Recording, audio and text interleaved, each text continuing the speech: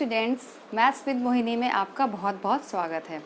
बच्चों, आज मैं आप लोगों के लिए chapter 3 pair of linear equations in two variable, Hindi में कहते हैं इसको दो चर में रैखिक समीकरण युग्म, ये चैप्टर आपको मैं आज पढ़ाने जा रही हूँ। और बच्चों, आप लोगों ने 9th क्लास में एक चैप्टर पढ़ा था linear equation in two variable. वहाँ पर पेयर की बात नहीं की गई थी, मतलब जोड़े की बात नहीं की गई थी। वहाँ पे सिंपल एक ही इक्वेशन होती थी और उसको हम सॉल्व करते थे और उसमें 4 या 5 हल बोले जाते थे कि इसमें 4 या 5 हल इस समीकरण के ज्ञात कीजिए। और हमने उसमें लाइन का ग्राफ बनाना भी सीखा था। उसी तरह से सेम बच्चों यहाँ पर है pair of linear equation in two variable, मतलब कि linear equation in two variable हम 9th में पढ़ चुके हैं। अब आपको pair of linear equation solve करनी है, मतलब कि दो इक्वेशन आपको दे रखी होंगी, लीनियर होंगी वो, और उनको हमें सॉल्व करना होगा। और उनके वेरियस मेथड्स आपको इस चैप्टर में दिए हुए हैं सॉल्व करने के लिए। ठीक है, तो आइए सबसे पहले हम समझ लेते हैं जो हमने 9th में इक्वेशन देखी थी, linear equation in two variable. ठीक है, तो linear equation in two variable a x plus b y plus c equal to 0। मैं linear equation in two variable का मैंने यहाँ पर मानक रूप लिखा हुआ है, जनरल फॉर्म लिखी हुई है। ठीक है, तो यहाँ पर आपका ए बी और सी ये क्या है, आपके रियल नंबर्स हैं। रियल नंबर्स या हम इनको कहेंगे वास्तविक संख्याएं, हिंदी में कहेंगे वास्तविक संख्याएं।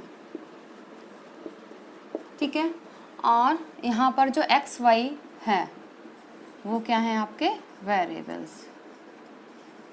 ओके बच्चों, आप शुरू से 9th से ही पढ़ते चले आ रहे हैं कि वेरिएबल्स क्या होते हैं और रियल नंबर्स क्या होते हैं। ठीक है, तो वेरिएबल क्या होते हैं? वेरिएबल्स ऐसी एंट्रीज या ऐसी राशियाँ होती हैं जिनके मान जो होते हैं वो फिक्स नहीं रहते हैं। ठीक है, वो वैरी करते रहते हैं टाइम टू टाइम। ओके, और आपके जो कांस्टेंट होते हैं, ये जो रियल नंबर्स हैं, इन्हीं को हम बोलते हैं कांस्टेंट। ठीक है, कांस्टेंट मतलब कि अचर पद, और वेरिएबल्स यानी कि चर।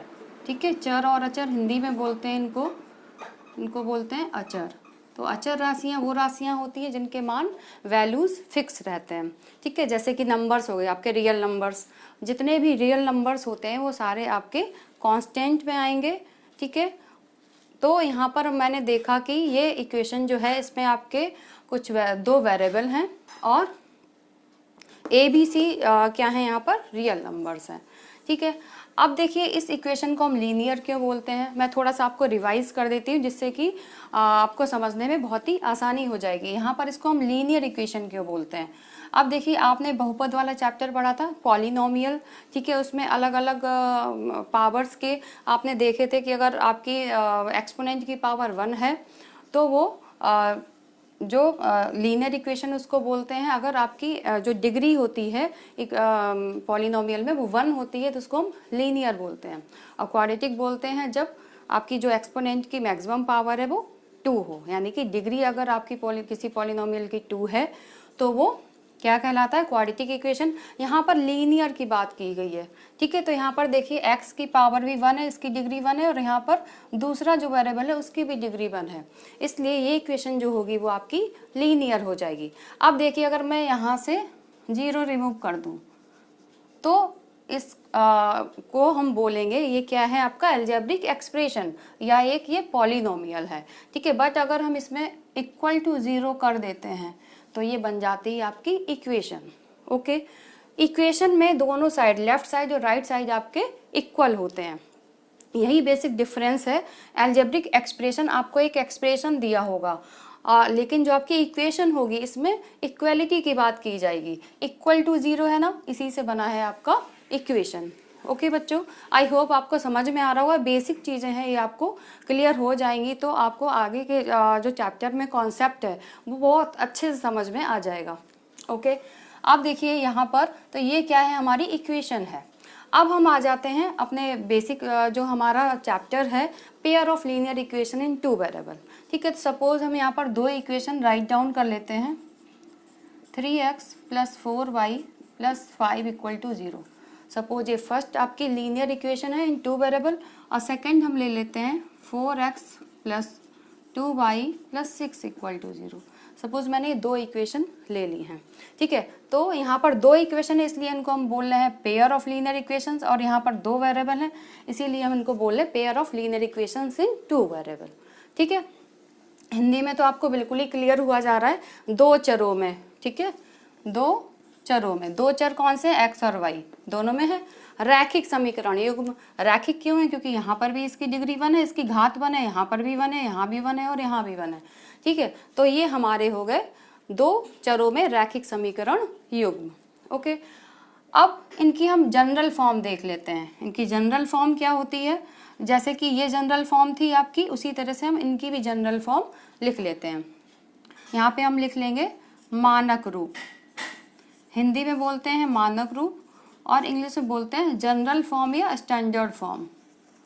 जनरल फॉर्म और स्टैंडर्ड फॉर्म ये बहुत ही इम्पॉर्टेंट है, ठीक है, क्योंकि जब हम कंपेयर करेंगे तो आपको जनरल फॉर्म लर्न होनी चाहिए, तभी हम क्वेश्चंस को आगे कर पाएंगे। अब देखिए फर्स्ट हो जाएगी a1x plus b1y plus c1 equal to 0 and second हो जाएगी a2x plus b2y and plus c2 equal to 0।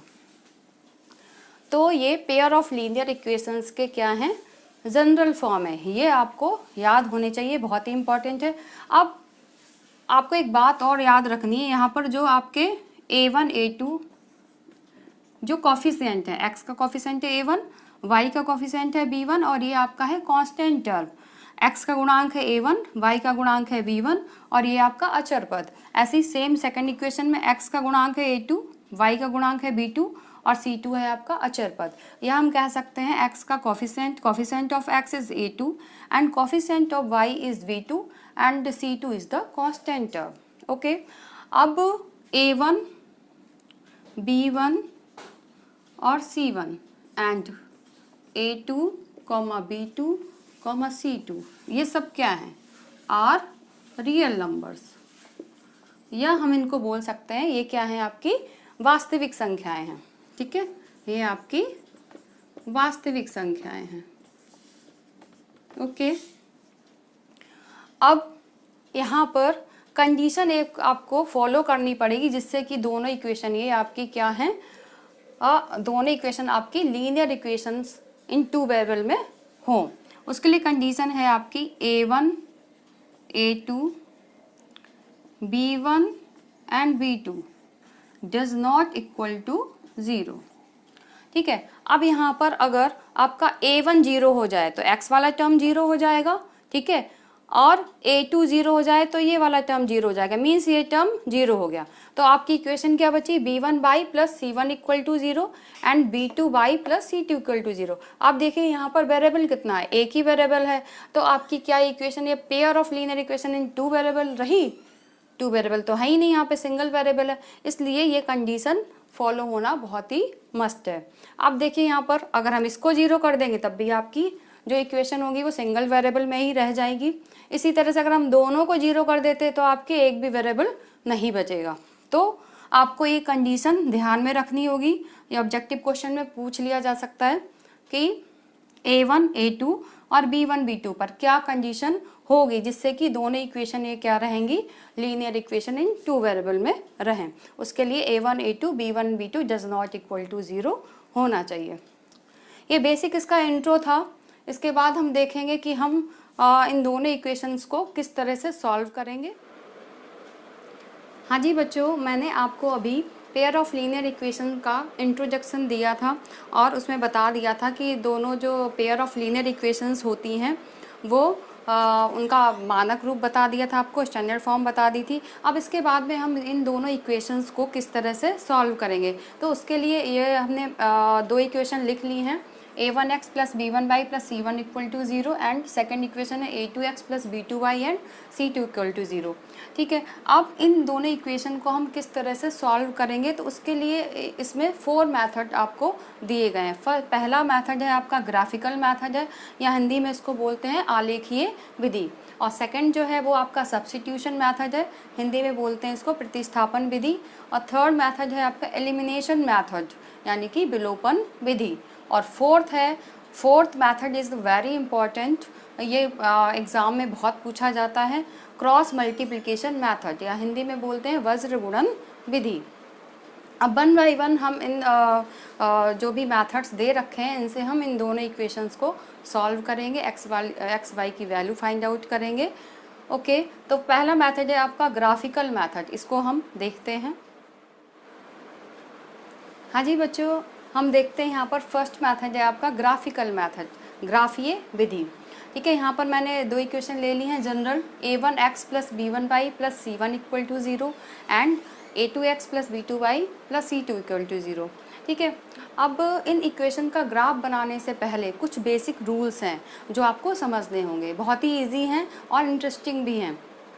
बच्चों, आप लोगों ने पॉलिनोमियल चैप्टर में जो ग्राफिकल रिप्रेजेंटेशन ऑफ जीरोस था वो बहुत ही ईजी था, वो सभी को समझ में आ गया था। अब देखिए वहाँ पर हम क्या करते थे, सपोज़ आपका कोई भी ये एक्स एक्सिस है, ये वाई एक्सिस है, ये ओरिजिन है आपका, और ये माइनस वाई एक्सिस है और ये माइनस एक्स एक्सिस है। ठीक है, आपको यहाँ पर किसी पॉलिनोमियल का अगर ग्राफ दिया हुआ है, सपोज इस तरह से ग्राफ है आपको गिवन है। ठीक है, तो यहाँ पर हम नंबर ऑफ़ जीरोस कैसे फाइंड करते थे, आपको पता है सभी को कैसे फाइंड करते थे। अब ये जो भी आपका ग्राफ है वो एक्स एक्सिस को जितने भी पॉइंट पर कट करेगा, ठीक है, उतने ही उसके सॉल्यूशंस हो जाते थे। ठीक है, तो इसके जो जीरोज़ होंगे वो कितने आएंगे, इसके जीरोज़ आएंगे 4। अब आप ये सोच रहे होंगे मैं इसमें क्यों बता रही हूँ, अभी मैं इसको कनेक्ट करती हूँ। देखिए यहाँ पर जो भी आपका ये पी एक्स दे रखा है, कोई भी पॉलिनोमियल है, इसका ग्राफ दे रखा है, तो यहाँ पर हम देखेंगे कि एक्स एक्सिस पर कितनी जगह ये ग्राफ कट कर रहा है, तो वही हो जाएंगे आपके ज़ीरोज़। इसके बाद हम बात करेंगे आपके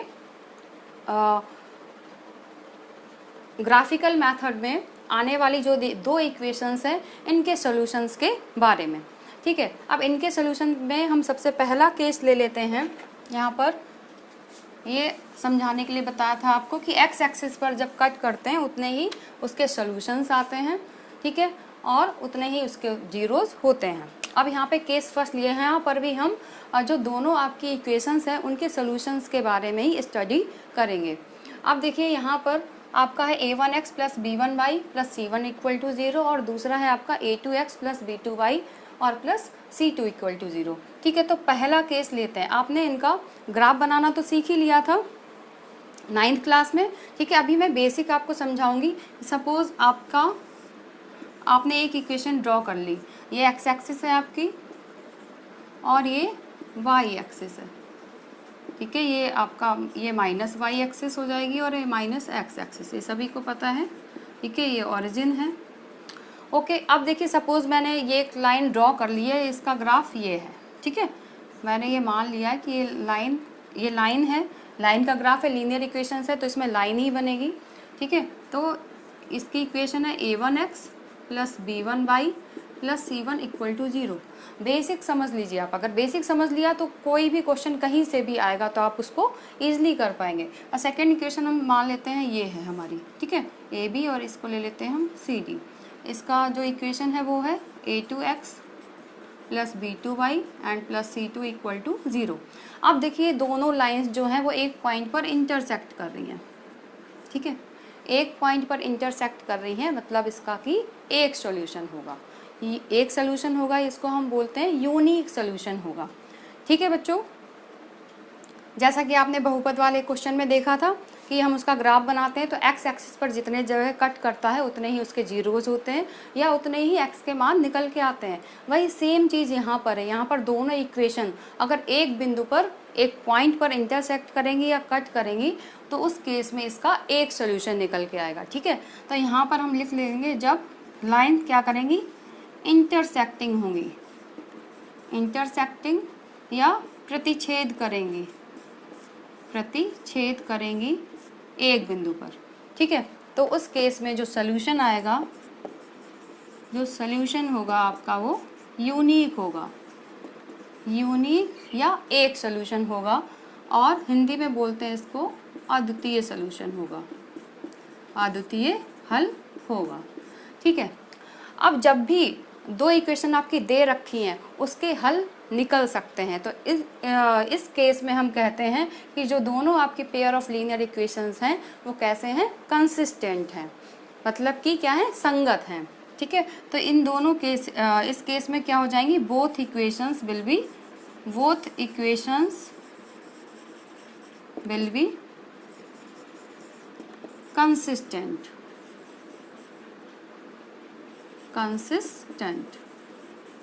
ठीक है, या दोनों जो आपकी रैखिक समीकरण युग्म है वो कैसे होंगे, संगत होंगे। ठीक है, ये दो बातें आपको ध्यान रखनी है। इसमें यूनिक सोल्यूशन आया है, हल निकल के आया है, तो दोनों जो रेखाएं होंगी वो संगत होंगी, यानी कि कंसिस्टेंट होंगी। यह तो आपका पहला केस हो गया जिसमें कि दोनों रेखाएं एक पॉइंट पर कट कर रही हैं। ठीक है, इसके बाद हम देखते हैं सेकंड कंडीशन क्या होगी आपकी।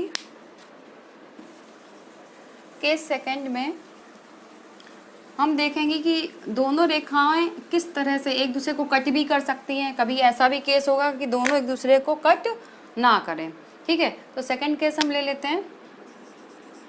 केस सेकंड, जब दोनों रेखाएं या दोनों लाइंस जो आपकी दे रखी हैं वो कहीं भी कट ना करें। ठीक है, अब दो रेखाएं एक दूसरे को कब कट नहीं करेंगी, जब वो दोनों एक दूसरे के क्या हो, पैरेलल हो। ये आपकी एक्स एक्सिस है, ये आपकी वाई एक्सिस है। ओके, सपोज मैंने मान लिया एक लाइन आपकी ये है ए बी, और सेकंड लाइन है आपकी ये। ठीक है, ये है आपकी सी डी। ओके, अब देखिए इनके बीच में जो गैप है वो इक्वल है। हर जगह पर इनके बीच में जो गैप होगा, हम कितना भी इनको आगे पीछे बढ़ा दें, जो गैप होगा इनके बीच में वो इक्वल रहेगा। ठीक है, तो गैप इक्वल, इट मीन्स ये दोनों जो लाइंस हैं वो एक दूसरे को कहीं पर भी कट नहीं करेंगी। तो कहीं पर भी कट नहीं कर रही है, इसका मतलब इसका एक भी सोल्यूशन, एक भी हल हमें नहीं मिलेगा। ठीक है, तो इस केस में हम लिख देंगे both equations are parallel to each other. दोनों रेखाएं क्या हैं, एक दूसरे के समांतर हैं। ठीक है, क्या हैं, समांतर हैं। तो इस केस में आपको एक भी हल नहीं मिलेगा। तो यहाँ पे हम लिख देंगे नो सॉल्यूशन, क्योंकि एक दूसरे को कहीं पर भी कट नहीं कर रहे हैं, नो सॉल्यूशन होगा। और जो आपकी दोनों पेयर ऑफ लीनियर इक्वेशंस हैं वो कैसे हो जाएंगे, इनकंसिस्टेंट, यानी कि जिसमें एक भी सोल्यूशन आपको नहीं मिलेगा, वो दोनों इक्वेशंस क्या कही जाएंगी, इनकंसिस्टेंट, या हिंदी में इसको बोलेंगे असंगत। दोनों रेखाएं क्या हो जाएंगी, असंगत, क्योंकि इस केस में एक भी हल आपको नहीं मिल रहा है। ये बेसिक रूल है, क्योंकि अगर ये ऑब्जेक्टिव क्वेश्चंस में आते हैं, सिर्फ ग्राफ दे देंगे, फिर आपसे पूछ लेंगे कि ये कंसिस्टेंट है, इसमें कितने सॉल्यूशंस होंगे, 4 ऑप्शन दे देंगे आपको और आपसे पूछ लिया जाएगा। तो बेसिक्स आपको जानना बहुत ज़रूरी है। आइए वो हम अपने थर्ड उस पर आ जाते हैं, थर्ड केस पर। इसमें क्या होगा, थर्ड केस में अभी पहला आपने जो केस देखा था उसमें दोनों लाइनें एक दूसरे को इंटरसेक्ट कर रही थी। सेकंड वाले में दोनों लाइंस क्या थी, एक दूसरे के पैरेलल थी। और जो थर्ड केस है आपका, थर्ड केस जो है वो है कि एक लाइन ड्रॉ की मैंने, उसी के ऊपर सेकंड लाइन का भी ग्राफ आ रहा है। मींस जो एक लाइन है और जो दूसरी लाइन है, दोनों एक दूसरे क्या कर रही हैं, ओवरलैप कर रही हैं, कॉन्साइड कर रही हैं। ठीक है, तो इस केस में नंबर ऑफ सोल्यूशंस कितने होंगे आप बता सकते हैं। इस केस में नंबर ऑफ सोल्यूशन, क्योंकि एक लाइन जो है दूसरी लाइन को कितनी जगह कट कर रही है, सभी जगह टच कर रही है, तो इसके हो जाएंगे इनफाइनाइटली मैनी सोल्यूशंस। अब देखिए इसका भी हम देख लेते हैं ग्राफ। सपोज ये एक्स एक्सिस है, ये आपका वाई एक्सिस है। ठीक है, एक लाइन ये आपका -y है और ये -x है, ये ओरिजिन है। देखिए एक लाइन है आपकी, सपोज ये ऐसे बना लेती हूँ मैं, ये है ए बी। ओके, और सेकेंड लाइन का हमने ग्राफ ड्रॉ किया, वो भी इसी के ऊपर आ रहा है। सपोज ये दूसरा पेन यूज़ कर लेते हैं, इससे आपको क्लियर हो जाएगा। सपोज दूसरी जो लाइन है वो भी इसी के ऊपर आ रही है। ठीक है, एक लाइन जो मैंने ड्रॉ की पहले ब्लैक कलर से वो एक लाइन थी, और इसी के ऊपर ही आपकी सेकंड लाइन आ रही है, इसका भी ग्राफ इसी के ऊपर ही ऊपर चल रहा है। ओके, एक ब्लैक वाली लाइन दिख रही है आपको और एक दिख रही होगी रेड वाली लाइन। ठीक है, तो इसमें ओवरलैपिंग हो रही है, तो यहाँ पे हम क्या लिखेंगे, ए बी और सी डी दोनों ही लाइंस क्या कर रही हैं, ओवरलैप कर रही है, कॉन्साइड कर रही हैं। तो यहाँ पे लिखेंगे हम बोथ लाइंस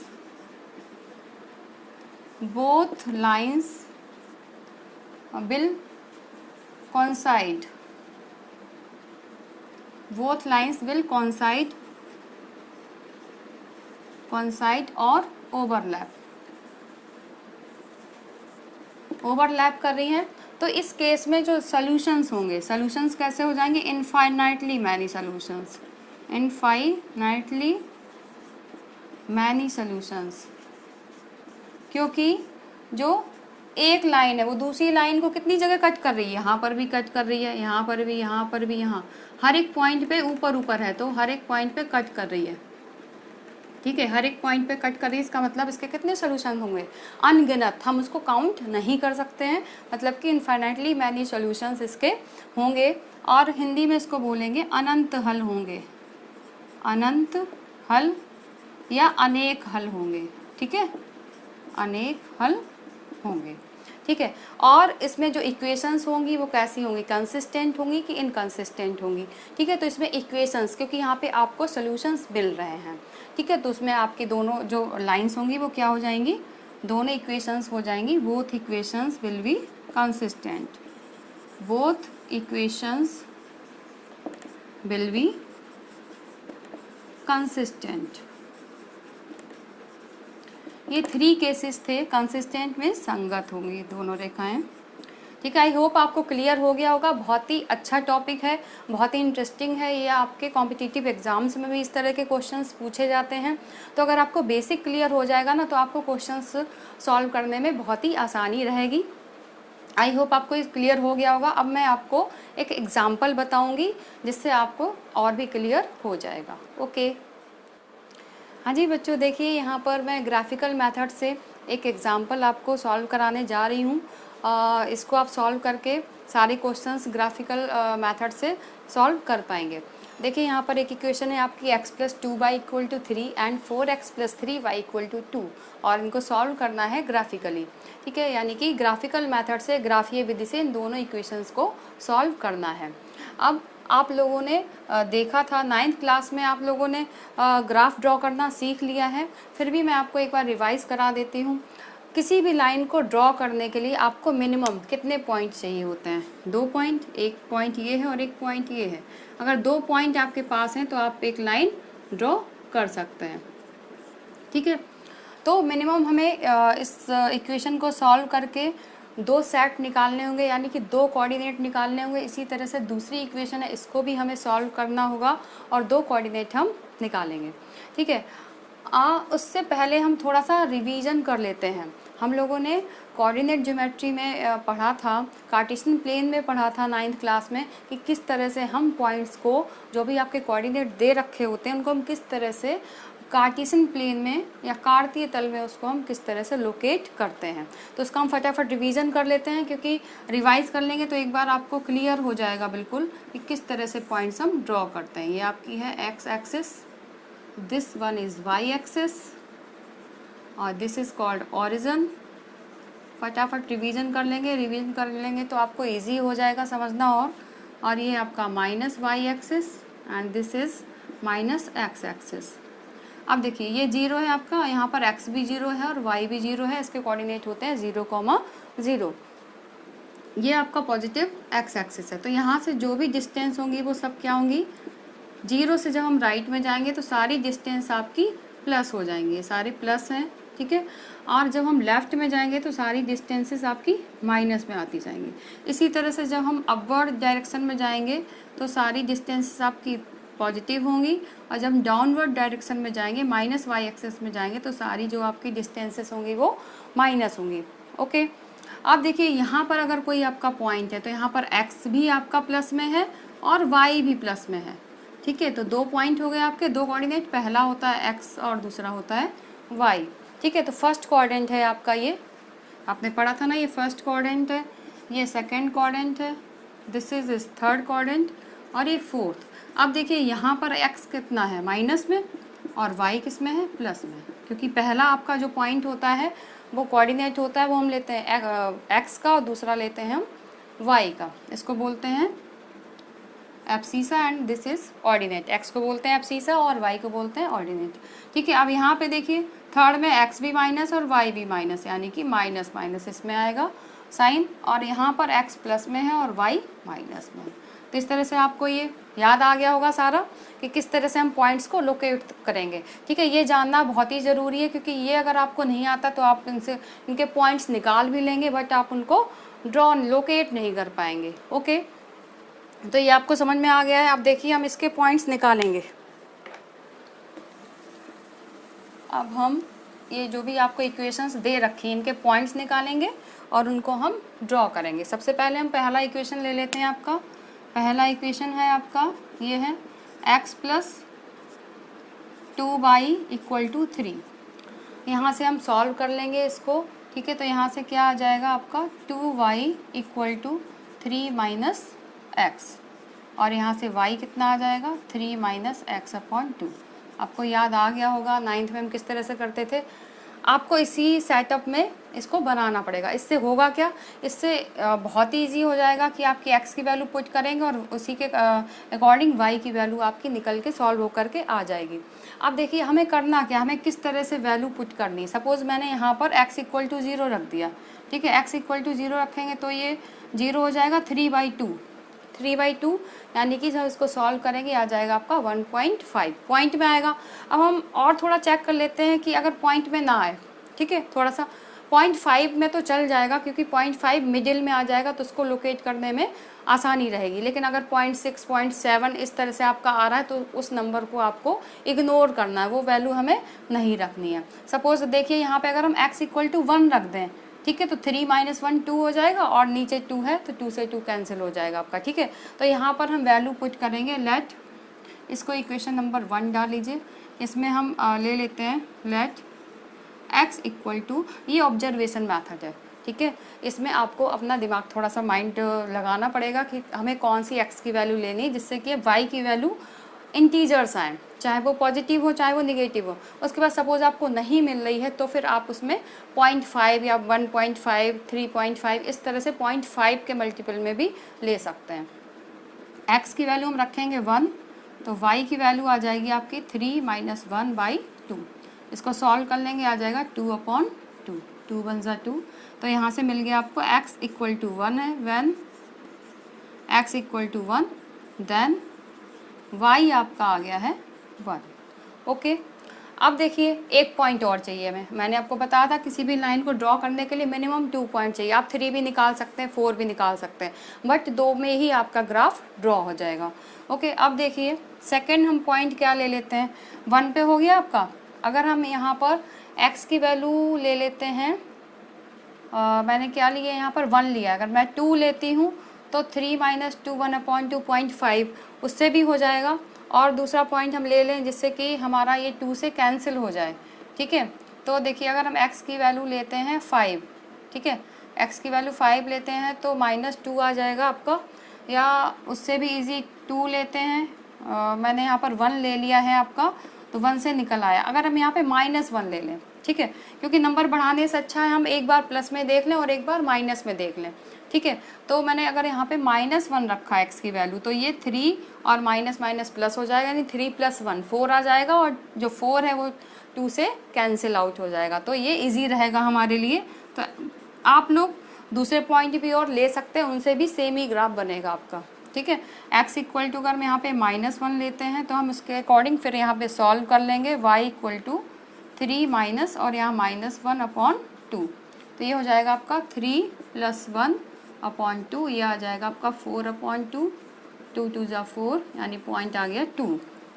तो सेकंड पॉइंट है आपका when x equal to -1 then y equal to 2। 2 point मिल गए आपको, तो इनका तुरंत हम टेबल बना लेंगे। ठीक है। टेबल बनाने से आपको बहुत ही आसानी रहेगी, पॉइंट आपको एकदम से दिख जाएगा, जिससे कि ग्राफ बनाने में कोई भी मिस्टेक नहीं होगी। देखिए यहाँ पर हम लिख लेंगे x और यहाँ पे लिख लेंगे y, क्योंकि हमने 2 ही पॉइंट निकाले हैं तो हम 2 ही यहाँ पर बॉक्स बनाएंगे। देखिए पहला है x इक्वल टू 1 और उस पर है y भी 1 है आपका, ठीक है। सेकेंड है x इक्वल टू -1, तो y की वैल्यू क्या आई है 2, ठीक है। तो 2 कोऑर्डिनेट मिल गए आपको, ये a कोऑर्डिनेट है और ये b कोऑर्डिनेट है। ये वाला आपका a कोऑर्डिनेट है x, y और सेकंड आपका कोऑर्डिनेट है ये x, y, ठीक है। इनसे एक आपकी लाइन बन जाएगी। इसी सेम तरीके से, सेम मेथड से हम सेकंड इक्वेशन के भी पॉइंट्स निकाल लेंगे, ठीक है। देखिए हम उनको भी निकालते हैं, किस तरह से करेंगे। इसको हम लिखा रहने देते हैं इधर। सेकंड आपकी इक्वेशन है, ये अलग है आपका इतना, 4x plus 3y equal to 2। यहाँ से भी हम वही रूल देखेंगे। यहाँ से हम निकालेंगे 4x equal to 3y equal to 2 minus 4x, ठीक है। क्योंकि x की वैल्यूज हम पुट करते जाएंगे, उसके अकॉर्डिंग हमें y की वैल्यू मिलती जाएंगी। तो y को हमेशा हमें मोस्टली केसेस में y को हमें लेफ्ट में रखना है और x को राइट में रखना है, ठीक है। तो y इक्वल टू हो जाएगा 2 माइनस 4x अपॉन 3। देखिए अब हमें फिर से वही करना है कि हम x पहले 0 रख के देखेंगे, ठीक है। 0 पे देखिए क्या आ रहा है, ये 0 हो जाएगा 2/3, तो ये 0.666 करके आएगा, ठीक है। तो ये टर्मिनेटिंग नहीं है, मतलब बढ़ता चला जा रहा, तो हम उसको ड्रॉ नहीं कर पाएंगे ग्राफ पेपर पर, ठीक है। तो हम 0 नहीं लेंगे। आप x इक्वल टू 1 रखेंगे तो देखिए क्या आएगा 2 माइनस 4, ठीक है। तो 2 माइनस 4 फिर भी -2/3, फिर से आपका 0.666 आ जाएगा। अब हम और वैल्यू रख के देखते हैं। x इक्वल टू 2 रखेंगे तो 4 2 ज़ा 8 और माइनस का 8 प्लस का 2 क्या आ जाएगा माइनस का 6, तो 3 2 ज़ा 6 यानी कैंसिल हो जाएगा। तो यहाँ पर हम फटाफट x इक्वल टू क्या ले लेंगे, व्हेन x इक्वल टू 2, तब हम y के लिए इसको सॉल्व कर लेंगे।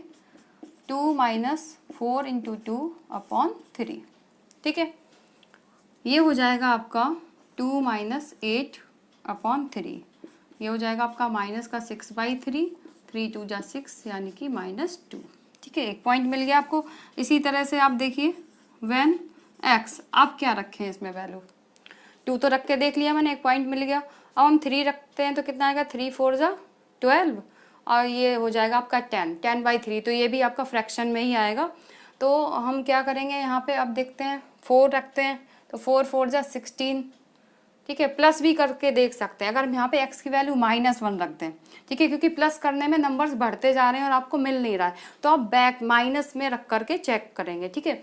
अब यहाँ पे देखिए x अगर हम वैल्यू यहाँ पे -1 रख दें, ठीक है, तो ये हो जाएगा आपका माइनस माइनस प्लस और 4 + 2 6 हो जाएगा, यानी और 6 क्या है 3 से कैंसिल आउट हो जाएगा। तो आपको समझ में आ रहा होगा कि एल्गोरिदम हमें किस तरह से फॉलो करना है, ठीक है। तो y है आपका 2 - 4 × -1, ठीक है। ये हो जाएगा आपका 2 + 4/3, ये हो जाएगा 6/3, 3 2 ज़ा 6, ये 2। अब 2 पॉइंट मिल गए आपको, ठीक है। तो आप इसकी टेबल बना लेंगे। टेबल बनाने से बहुत ही इजी हो जाता है, आपको पॉइंट एकदम दिख जाता है, आपको ढूंढना नहीं पड़ेगा। कहीं गलती भी हो सकती है, मिस्टेक की, दूसरा पॉइंट ले लें।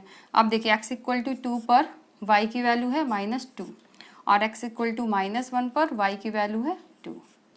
अब हमें 2 टेबल मिल गई हैं। ये भी पॉइंट हम ले लेते हैं, मान लेते हैं C है और ये D है। तो एक कोऑर्डिनेट आपका ये हो गया और एक कोऑर्डिनेट ये हो गया। अब दोनों लाइंस को हम एक ही ग्राफ पर ड्रॉ करेंगे, देखेंगे कि वो दोनों लाइन इंटरसेक्ट करती हैं, दोनों लाइन पैरेलल हैं कि कॉन्सिडेंटल है। ओके, आइए फिर हम इसका ग्राफ ड्रॉ करेंगे। इसको क्लियर कर लेते हैं।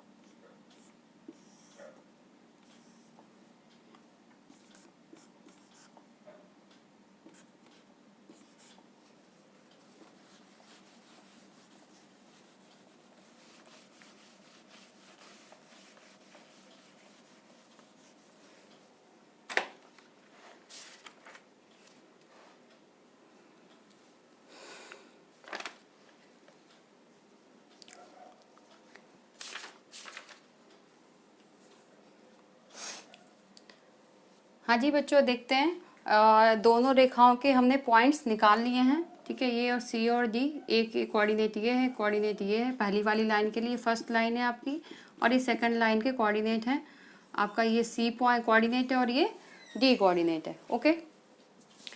अब देखिए इनको हम कैसे ड्रॉ करेंगे। ये मैंने ले लिया है एक्स एक्सिस और ये ले लिया है आपका वाई एक्सिस, ओके। ओके बच्चों, देखिए यहाँ पर मैंने दो टेबल बना लिए हैं। ये पहली इक्वेशंस के पॉइंट्स हैं। एक्स और वाई मैंने यहाँ पे लिख लिए हैं। ए पॉइंट है 1,1, सेकंड पॉइंट है आपका -1,2, और ऐसी सेकंड इक्वेशन के लिए मैंने ये टेबल बना ली है, ठीक है।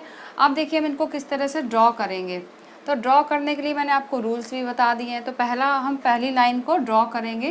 तो इसका पहला पॉइंट है 1,1, ठीक है। तो हम 1 है आपका x, ठीक है, x 1 है तो x पर हम ले लेंगे 1 डिस्टेंस, 1 यूनिट डिस्टेंस ले लेंगे। वो यूनिट आप चाहें तो 1 इंच ले सकते हैं, 1 सेंटीमीटर ले सकते हैं, आप अपने अकॉर्डिंग जो भी स्केल पर आपको इजी लगे वो वाला पॉइंट आप ले लें, जिससे कि आपको ग्राफ दिखाई भी पड़े और ग्राफ सही से बने भी। ये नहीं कि हम बहुत छोटा ले लें तो ग्राफ एकदम बहुत ही पॉइंट पास हो जाए और ग्राफ भी सही से ना बने, ठीक है। तो यहाँ पर मैंने ये x = 1 ले लिया है पॉइंट, ठीक है। अब इसी के अकॉर्डिंग y भी कितना है, 1 है। तो ये सेम डिस्टेंस आपको यहाँ पे नाप के करना है, ठीक है।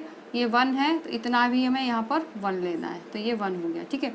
अब पॉइंट कैसे बनाएंगे हम, ये 1 है आपका +1 और ये भी +1 है। इसको हम आगे बढ़ाएंगे, परपेंडिकुलरली आगे बढ़ाएंगे, ठीक है। आगे बढ़ाया हमने, इसको भी आगे बढ़ाएंगे इस तरह से, परपेंडिकुलरली आगे बढ़ाएंगे, ठीक है, लंबवत। देखिए ये पॉइंट आपको मिल जाएगा, ठीक है। ये पॉइंट मिल गया आपको ए, ये पॉइंट था। इसके कोऑर्डिनेट क्या है, 1,1। अब देखिए सेकंड पॉइंट क्या है आपका b -1,2, मीन्स x है आपका -1, तो x -1 किधर होगा, -1 होगा आपका इस साइड में, ये हो गया -1, ठीक है। मैंने आपको इससे पहले बताया था, ये हो गया आपका -1। अब इस पर वैल्यू कितनी है, 2, ये 1 था, इतनी ही डिस्टेंस और ऊपर चलेंगे आप तो ये हो जाएगा 2, ठीक है। तो पॉइंट कहाँ पर मिलेगा आपको, ये हो गया 2। इसको हम आगे बढ़ाएंगे परपेंडिकुलरली और इसको भी आगे बढ़ाएंगे परपेंडिकुलरली, तो ये पॉइंट आपको मिल जाएगा यहाँ पर, ठीक है। समझ आ रहा होगा आपको। ये पॉइंट हो गया आपका बी। अब दो पॉइंट आपको मिल गए हैं, दोनों पॉइंट को हम ज्वाइन कर देंगे तो आपकी फर्स्ट लाइन जो थी उसका ग्राफ हमें मिल जाएगा। दोनों लाइन को हम ज्वाइन करते हैं, आप स्केल से ज्वाइन कीजिएगा तो बिल्कुल सही ज्वाइन होगा इस तरह से। ये ज्वाइन हो गया है, इसको हम और आगे बढ़ा देंगे ऐसे, और इसको भी स्केल से हम और आगे बढ़ा देंगे, ठीक है। तो ये आपकी ए बी रेखा मिल गई है। या इसको हम फर्स्ट इक्वेशन डाल देते हैं। इक्वेशन फर्स्ट कौन सी है, x + 2y = 3। ये इसका ग्राफ आपको मिल गया है, ठीक है।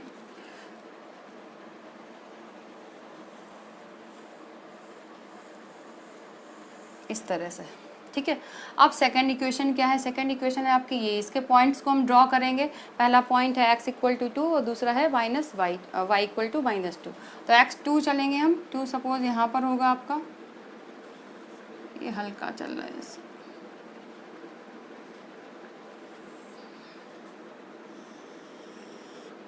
ठीक है। ये आपकी +x एक्सिस है, ये y एक्सिस है, और ये -y और -x। अब देखिए x है आपका 2, तो x अब 2 पर आ गए और y है -2, तो -1 इधर होगा कहीं, ठीक है, -1, और यहाँ कहीं होगा -2। इसको हम आगे बढ़ाएंगे, जो भी पॉइंट है हम उनको परपेंडिकुलरली आगे बढ़ाते हैं। तो पॉइंट आपका ये मिल गया, ये पॉइंट हो गया आपका C, ठीक है। इसी तरह से D पॉइंट को भी हम लोकेट कर लेंगे। D है -1, x है आपका -1 ये वाला पॉइंट, और y कितना है 2, तो सेम पॉइंट B पर ही मिल रहा है ये हमें, ठीक है। तो ये D भी यही पॉइंट है आपका। अब क्या करना है, D को और C को हमें ज्वाइन करना है, ठीक है। तो इसको हम ज्वाइन करेंगे,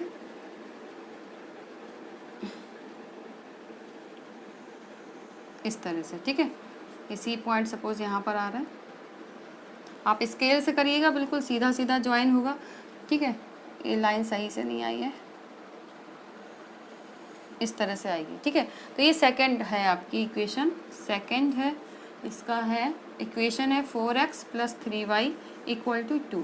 अब देखिए ये दोनों जो लाइन है ए बी और सी डी वो एक दूसरे को एक पॉइंट पर इंटरसेक्ट कर रही हैं, ठीक है।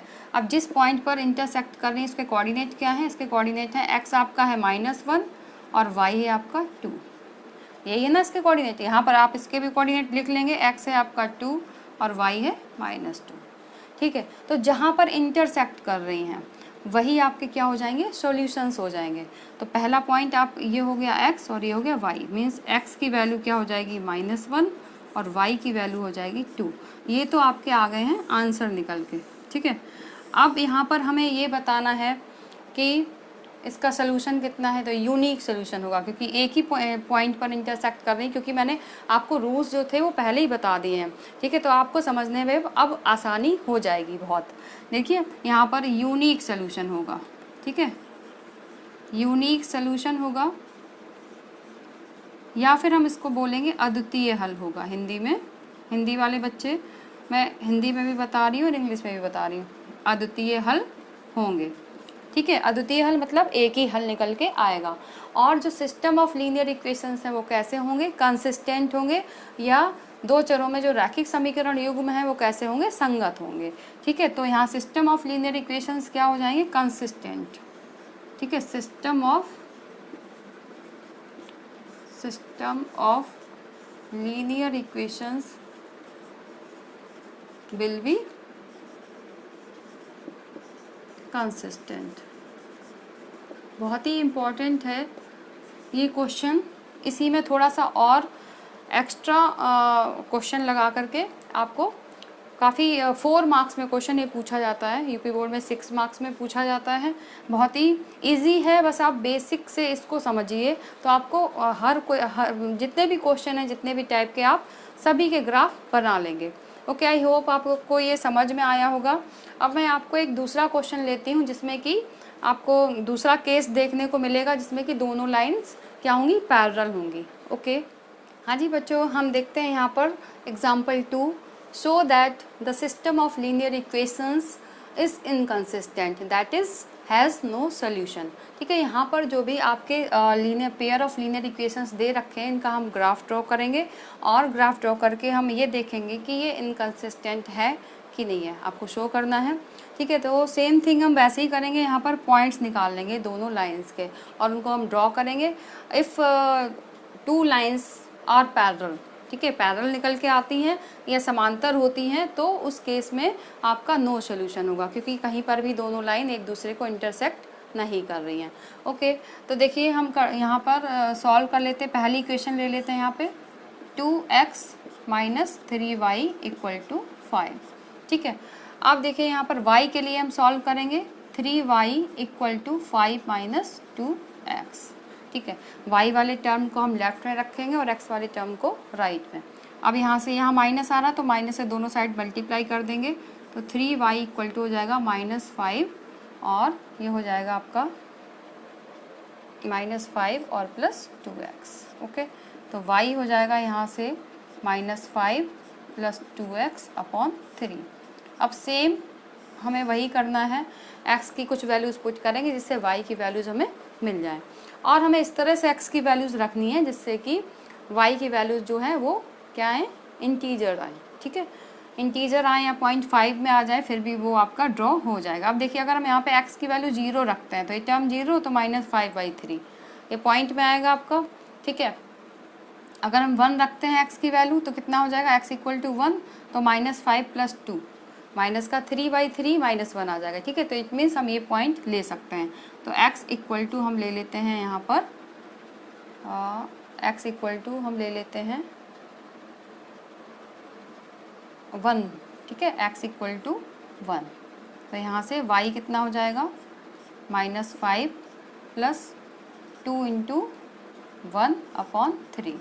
इसको सॉल्व करेंगे तो ये कितना आ जाएगा, y आ जाएगा आपका -5 और +2/3 मीन्स -3/3। ये कैंसिल होके -1 आ गया। ठीक है, तो एक पॉइंट मिल गया आपको, एक कोऑर्डिनेट मिल गया। सेकंड ऐसे ही आप देखिए कोई दूसरा पॉइंट हम इस पे रख के देखते हैं। सपोज़ हम यहाँ पे रखते हैं x इक्वल टू 2, तो ये कितना हो जाएगा 4 और -5 + 4 हो जाएगा -1/3। तो -1/3 ये भी आपका क्या है, रिकरिंग हो जाएगा, तो इसका भी पॉइंट हमें सही से नहीं मिलेगा। हम और वैल्यूज़ चेक करते हैं। सपोज यहाँ पे 3 रख दें, 3 2 जा 6, फिर 1/3 हो गया, 4 रखेंगे, 4 2 जा 8। अब 8 - 5 करेंगे तो 3 आ जाएगा, ठीक है। तो ये हम पॉइंट रख सकते हैं। तो x इक्वल टू रखेंगे यहाँ पे हम 4। तो y के लिए सॉल्व करेंगे, -5 + 2 × 4/3। तो ये क्या हो जाएगा, -5 + 8/3। ये पॉइंट्स निकालने में आप जल्दबाजी बिल्कुल भी ना करें, क्योंकि यहीं से ही मिस्टेक होती है बच्चों से। अगर आपने पॉइंट बिल्कुल सही निकाल लिए ना, तो आपका ग्राफ बिल्कुल भी गलत नहीं बनेगा। यहाँ पे क्या हो जाएगा आपका 3/3। तो 3 1 जा 3, ये आ गया आपका 1। हम इसकी टेबल बना लेते हैं, ठीक है। देखिए इसकी टेबल से इजी रहता है बहुत, आपको पॉइंट सामने ही दिख जाते हैं, कोई मिस्टेक होने के चांस ही नहीं रहते हैं। अब देखिए x इक्वल टू 1 पे हमने y की वैल्यू क्या निकाली है, -1, ठीक है। और x इक्वल टू 4 पर क्या निकाली है, 4 पर आई है आपकी 1। एक टेबल तो आपको मिल गई।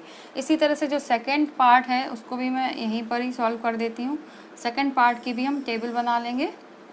सेकंड पार्ट है आपका 6y - 4x = 3। तो y के लिए सॉल्व करना है हमको, तो 6y = 3 + 4x, और y कितना हो जाएगा आपका 3 + 4x/6। क्लियर हो गया होगा, ठीक है। अब यहाँ पे x की हम ऐसी वैल्यूज़ रखेंगे जिससे वो 6 से कैंसिल हो जाए, ठीक है। अगर हम यहाँ पे x की वैल्यू 1 रखते हैं, 0 रखते हैं तो 3/6, तो 1/2, और 1/2 आपका आएगा 0.5, तो उसको हम ड्रॉ कर सकते हैं, ठीक है। तो यहाँ से हम ले लेते हैं क्या, x equal to 0, x equal to 0, ठीक है। x इक्वल टू 0 रखेंगे तो y हो जाएगा आपका 3 + 0/6, तो ये हो जाएगा आपका 3/6। 3 1 जा 3, 3 2 जा 6, इसको हम 0.5 ले लेंगे, ओके। अब इसी तरह से देखिए दूसरा पॉइंट और हमें चाहिए है। दूसरे पॉइंट के लिए अगर हम x की वैल्यू 1 रखते हैं तो 7 हो जाएगा, 7/6, और ये फ्रैक्शन में आएगा। 0.5 तक का तो फ्रैक्शन इजी होता है ड्रॉ करना, उसके बाद और फ्रैक्शन में अगर नंबर आते हैं तो उसको ड्रॉ करने में हमें प्रॉब्लम होती है। तो देखिए आप x इक्वल टू 2 लेंगे तो 4 2 जा 8, और 8 + 3 11/6 हो जाएगा, ठीक है। ये भी डिफ़िकल्ट है थोड़ा, 11/6। अब हम यहाँ ले लेते हैं अगर 4 3 जा, तो 4 3 जा आपका कितना हो जाएगा, 4 3 जा 12, और 12 + 3 हो जाएगा 15, और 15/6 करेंगे तो 3 से कैंसिल हो जाएगा ये, और ये 15/6 कितना आ जाएगा आपका, 15/6 3 5 जा 15, और 3 2 जा 6, ये आ जाएगा आपका 2.5। 2.5 को हम इजली ड्रॉ कर सकते हैं, इसलिए हम ये पॉइंट ले लेंगे। तो x इक्वल टू यहाँ पे हम ले रहे हैं कितना, 3, तो x इक्वल टू 3 ले रहे हैं, उसके लिए y सॉल्व करेंगे, तो y इक्वल टू 3 + 4 × 3 और y 6, ये हो जाएगा आपका 3 + 12/6, ये हो जाएगा आपका 3 + 12 15/6, 3 5 जा 15 एंड 3 2 जा 6, तो ये आ जाएगा आपका 2.5। दोनों पॉइंट मिल गए आपको। इसके बाद हम इसकी टेबल बना लेते हैं, ठीक है। टेबल बना के फिर हम ग्राफ ड्रॉ कर लेंगे। आप लोग और भी तरह से इसके जो कोऑर्डिनेट है, ज़रूरी नहीं आप x इक्वल टू 0 3 रख करके निकालें, ठीक है। बट जो ईजीएस्ट है वो मैंने आपको बताया है। जब आप कई क्वेश्चंस करेंगे तो आपको अपने आप से ही ये पता चल जाया करेगा कि हमें क्या पॉइंट रखना है, ओके। आप देखिए x इक्वल टू 0, यहाँ पे x ले लेते हैं, और ये पॉइंट y है आपका। x 0 है तो वैल्यू आई है आपकी 1/2 लिख लेंगे, या 0.5, और जब x की वैल्यू 3 है तो यहाँ पर y की वैल्यू आई है 2.5। बस इसके बाद बहुत ही सिंपल है, हम इसका ग्राफ ड्रॉ करेंगे। हाँ जी बच्चों, देखिए ये 2 टेबल बन गई थी आपकी, ये पॉइंट्स मैंने यहाँ लिख लिए हैं। दूसरा जो आपकी दूसरी इक्वेशन थी उसके पॉइंट्स मैंने यहाँ लिख लिए हैं। ये आपका है C और ये है D, ठीक है। अब देखिए पहली इक्वेशन का हम ग्राफ बनाते हैं। x इक्वल टू 1 है, 1 हम यहाँ ले लेते हैं, और y कितना है -1, ठीक है। तो 1 2 3 4 ज़्यादा बड़ा हो जाएगा, थोड़ा सा 1 हम पास में ले लेते हैं, यहाँ 1 पर वैल्यू है आपकी -1, ठीक है। तो यहाँ पर -1 आएगा आपका। इसको आगे बढ़ाएंगे, इसको आगे बढ़ाएंगे तो आपको पॉइंट यहाँ मिल जाएगा, ठीक है, यहाँ पर मिल जाएगा। ये पॉइंट हो जाएगा आपका A, ओके। अब देखिए यहाँ पर दूसरा पॉइंट है B है जो वो है, उसमें x इक्वल टू 4 है। तो ये 2 और ये 3 इक्वल डिस्टेंस ले लेंगे, और यहाँ पे आ जाएगा आपका 4। इसको बढ़ा लेंगे और x एक्सेस। अब 4 पर कितनी है वैल्यू आपकी 1, तो y इक्वल टू 1 हम इतना ले लेते हैं पॉइंट, ये 1 है आपका। इसको हम ऐसे ही परपेंडिकुलरली स्केल से आगे बढ़ा देंगे, ठीक है। इसको आगे बढ़ाएंगे तो यहाँ पर एक पॉइंट मिलेगा आपका, ठीक है। ये पॉइंट हो जाएगा आपका B, ठीक है। अब इन दोनों पॉइंट को हम मिला देंगे, देखिए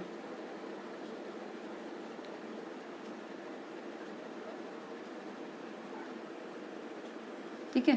तो ये हो गई आपकी फर्स्ट लाइन, ठीक है, ये हो गई आपकी फर्स्ट लाइन है, उसका ग्राफ बन गया है। अब है आपका सेकंड है, x की वैल्यू 0 है, तब y की वैल्यू कितनी है 0.5, मीन्स ये मिडिल में आएगा कहीं, ठीक है। तो एक पॉइंट तो आपका ये हो जाएगा C, ठीक है। 0 से आगे बढ़ेंगे तो यहीं पे मिल जाएंगे।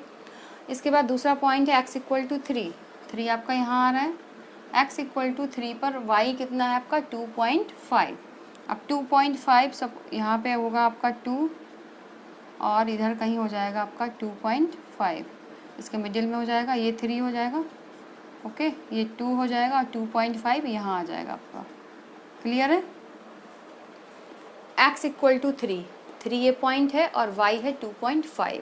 अब देखिए हमें आगे बढ़ेंगे, 2.5 आपका ऐसे स्केल से रख करके हम आगे बढ़ जाएंगे, और दूसरा पॉइंट था 3 से हम ऊपर परपेंडिकुलरली आगे बढ़ेंगे, ठीक है। इस तरह से हम आगे बढ़ जाएंगे तो पॉइंट आपको यहाँ पर मिलेगा, ठीक है। तो ये पॉइंट कौन सा हो जाएगा आपका D। इससे पहले C पॉइंट आपका ये था, तो इनको और इनको हम आपस में ज्वाइन कर देंगे, देखिए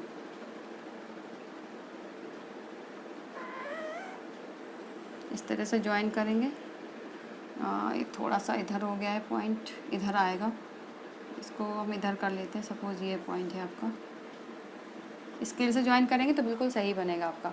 अब देखिए ये लाइन कहीं पर भी हम इधर बढ़ाएंगे नीचे की साइड में, चाहे हम ऊपर की साइड में बढ़ाएंगे, तो कहीं पर भी इंटरसेक्ट नहीं करेंगे। ये आपकी सेकंड लाइन थी और ये आपकी फर्स्ट लाइन है।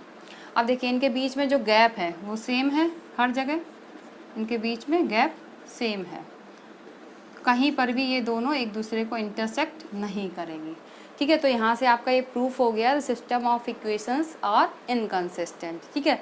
और इस केस में कोई भी आपको सोल्यूशन नहीं मिलेगा। तो यहाँ पे हम सोल्यूशन में क्या लिखेंगे, यहाँ पे लिखेंगे हम because both lines are parallel, both lines are parallel, दोनों लाइन क्या है एक दूसरे के, दोनों रेखाएं जो हैं वो समांतर हैं, पैरेलल हैं, इसलिए इसमें कोई भी सोल्यूशन नहीं मिलेगा।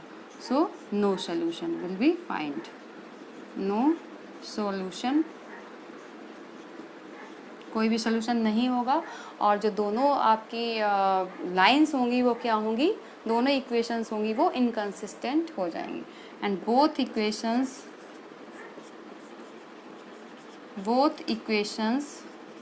विल बी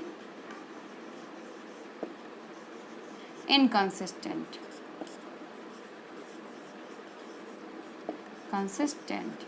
या दोनों जो समीकरण होंगे वो आपके असंगत हो जाएंगे, ठीक है। तो आपको क्लियर हो गया होगा, ये बहुत ही इजी है बच्चों। आपको अगर ये मेरा वीडियो अच्छा लगा हो, मेरा मेथड आपको अच्छा लगा हो, तो मेरे चैनल को सब्सक्राइब करना ना भूलें, और मेरे वीडियो को लाइक और शेयर करें ज़रूर। अपने फ्रेंड्स को भी बताएं कि मेथड्स किस तरह से हैं, आपको कैसे लग रहे हैं। पूरा बेसिक मैंने आपको बताया है इसमें। और बेल आइकन को प्रेस करना ना भूलें, जिससे कि हमारे नए वीडियोज़ के नोटिफिकेशंस आपको मिलते रहें। Okay, thank you.